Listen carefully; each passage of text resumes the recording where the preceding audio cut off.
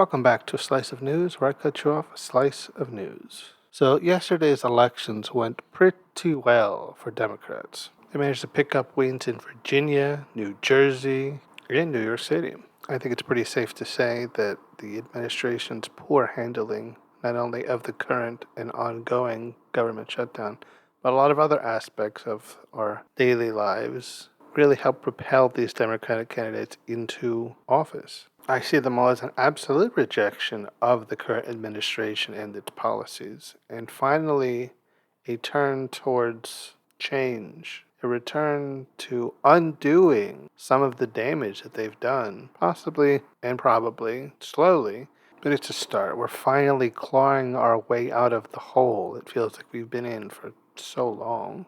New Jersey elected its second ever female governor in Mikey Sherrill, and Virginia elected its first female governor with Abigail Spanberger. It's not even just a win for Democrats as a party, it's a win for equality. Women are rising to high office in this country, and that is something you really like to see. But these wins are significant. It's a real sign that Democrats are finally starting to take back power from Republicans, and maybe a sign that the nation as a whole is finally growing tired with the authoritarian leanings of our president. And the fact that Republicans in government consistently seem to claim that they're all about the common person, the working man, and helping them out. But when it actually comes down to making policies and doing things that actually benefit them, when they are starving, when they are in need of health care, they're abandoned by the Republicans. So, as is too often the case, it's now up to Democrats to come in and clean up the mess the Republicans leave. Some are saying this is just politics as usual, that in these types of elections, the party that's in power always loses, and that the voters seem to always favor the party on the outside. And while I don't deny that that is a trend that we have very often seen play out, I don't think that's entirely what we're seeing here. Sure, that explains some of the bigger wins, the governorships of Virginia and New Jersey, but there were some smaller wins Democrats made last night that aren't quite so flashy, but also point towards this surge in Democratic wins. It's not purely being about the Republicans are in power, so Democrats are going to make gains. In a race I know I wasn't following, and I have to assume many also weren't, was the races in the Mississippi State Senate. For 13 years, Republicans had a supermajority in the Mississippi Senate, and Democrats flipped two state Senate seats last night, which cut the Republican majority from 36 to 34. They do not have a supermajority in the Mississippi Senate anymore. In one of the Senate seat races, the Democratic winner beat his Republican opponent 71 to 29. That's the kind of major win that speaks volume. It's saying even in the deeply red Mississippi, there are still people who are waking up and realizing that Republicans are not the solution to their problems. Democrats in Georgia also managed to flip two seats in the Georgia Public Service Commission.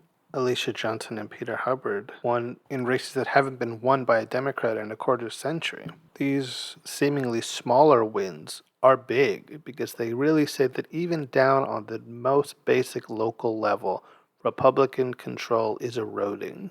Support for the Republican policies are eroding. The people are tired of it. They want Democrats to come and fix things.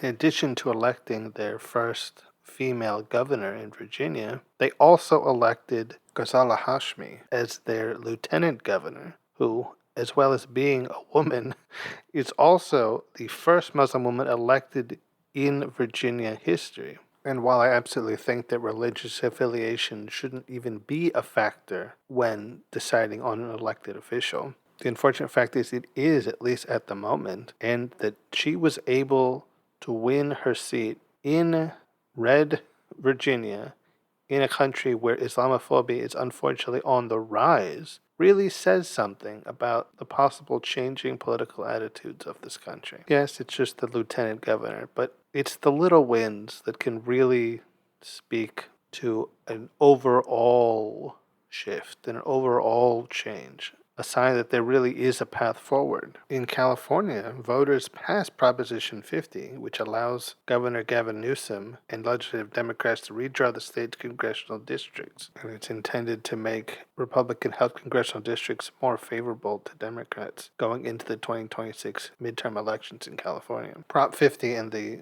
push for redistricting in California is, of course, a response to redistricting in the state of Texas in favor of Republicans. In a lot of ways, the whole idea of, I'm going to redraw my congressional districts because you redrew your congressional districts, is a little childish and petty, but unfortunately, at a certain level of politics, that's exactly what it is, petty and childish. And the only way to fight petty and childish is with petty and childish sometimes. It feels like the rabbit season, duck season routine between Bugs Bunny and Daffy Duck in the old Looney Tunes cartoon. I think it was very clear that in a largely red Texas, the redistricting attempts was to stamp out the small embers of Democratic favorability in the state. So unfortunately, so the Democrats didn't lose big in elections, it was necessary to do something like California has done and do its own redistricting to help Democrats make up what they may have lost in Texas. But for me, and I think I've been kind of bearing the lead this whole time, the biggest win yesterday was the election of Zoran Mamdani as New York City's newest mayor. On its face, it's just the New York City mayor. How could that be more significant than the governorship of Virginia and New Jersey? But the importance is in that Sherrill and Spanberger, while they did win, and their wins are great and definitely a plus, they both ran as centrist candidates. They were both kind of middle-of-the-road Democrats, still very aligned with the Democratic establishment. Yes, they were Democratic candidates, but they were safe Democratic candidates. Zoran Mamdani was the guy who was never supposed to win. Mamdani was a Democratic socialist going up against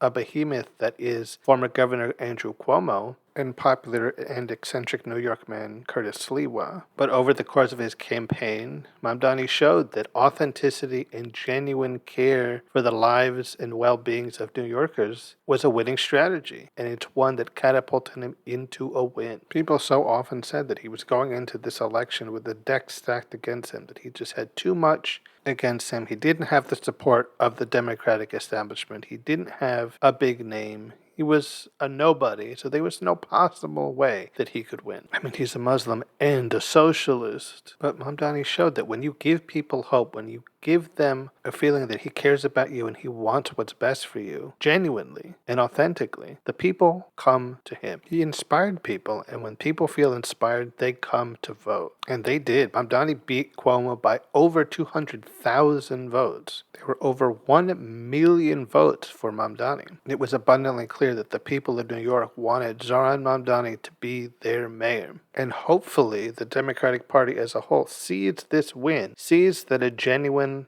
honest, likable, progressive Democrat can win, and they don't have to only run boring, middle-of-the-road, same as always, don't rock the boat candidates. People love authenticity. Voters love authenticity. And Zoran Mamdani is authentic, and he won. And I, of course, really hope that Democrats can take this surge, take all these wins, and keep going into next year's midterm elections and really take back power from Republicans. If there's one thing Democrats are excellent at, it's losing when things look their best. When it looks like things are really going their way, they stumble right when it matters and they lose. The last thing they want, I think the last thing I want, the last thing the nation wants, is for all of this to just be a flash in the pan, just an aberration, and that when midterms come around, they can't keep this momentum going. But honestly, I think this really is a sign of a real change coming. It's become almost impossible to argue that this country has become noticeably worse under Republican control. Unless you're part of the ultra-wealthy, everyone's lives have become less good since Donald Trump became president again, and Republicans gained majority control in all the other branches of government. So the answer is to get as many Republicans out of office and replace with Democrats as possible, as soon as possible. And the Democrats have to embrace the change that Zoran Mamdani is bringing and stop being so fixated on